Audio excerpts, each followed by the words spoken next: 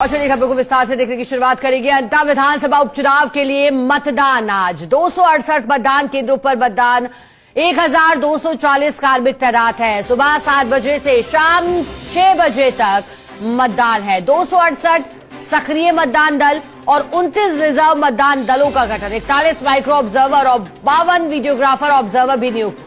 2,28,264 मतदाता अपने मताधिकार का उपयोग कर सकेंगे। 1,16,783 पुरुष हैं, 1,11,477 महिलाएं हैं और 4 अन्य मतदाता भी शामिल हैं। ज्यादा जानकारी लेंगे पॉलिटिकल एडिटर योगेश शर्मा हमारे साथ जुड़े हैं लाइव अंता से। योगेश जी, दिन आ चुका है, अंता में पहली बार उपचुनाव होने जा रहा है। दिग्गज ताकत झोंक चुके हैं, अब एकता और जनता का विश्वास, क्या लगता है किस ओर होगा? मतदान की क्या तैयारियां योगेश जी?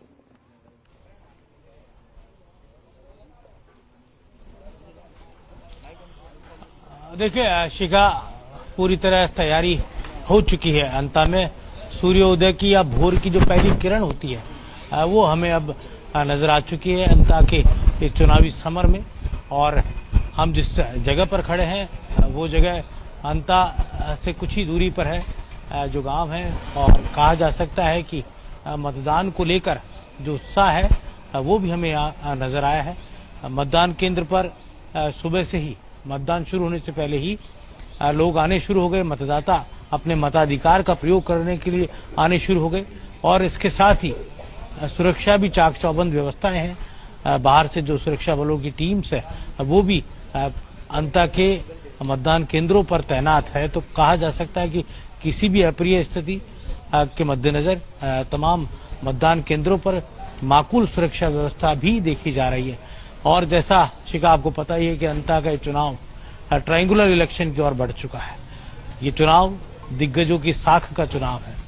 भारतीय जनता पार्टी की भजनलाल सरकार राजस्थान में है, तो ऐसे में एक एज होता है बीजेपी के उम्मीदवार को लेकर। वो एज क्या वाकई में बीजेपी उम्मीदवार के साथ दिखेगा वो भी हमें नजर आएगा। मोरपाल सुमन पहली बार विधानसभा का चुनाव लड़ रहे हैं। पंचायती राज के वो कहा जा सकता है कि सिद्धस्थ राजनीतिक खिलाड़ी हैं, प्रधान रहे और साथ ही और भी कई पंचायती राज के चुनाव उन्होंने लड़े। दूसरी ओर प्रमोद जैन भाया कांग्रेस पार्टी के उम्मीदवार है।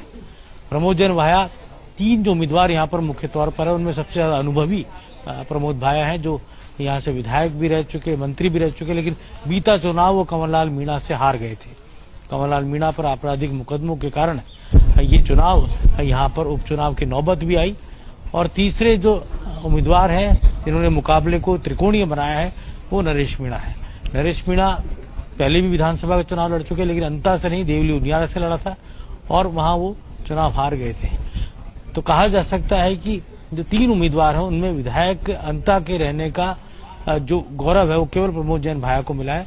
तो ये जो चुनाव है वो बिल्कुल अलग तरह का चुनाव है और शायद अंता की जनता ने भी ये चुनाव इससे पहले नहीं देखा। हम आपको तस्वीरों में दिखाते, जो मतदाता इस वक्त कतार में आए हैं उनको भी दिखाते, महिलाएं भी हैं, पुरुष भी आपको नजर आएंगे। अभी थोड़ी देर में ही जैसे ही मतदान शुरू होगा वैसे ही मतदान के से पहले ही यहाँ पर कहा जा सकता है कि मतदाता पहुंच चुके हैं, कतार लग चुकी है।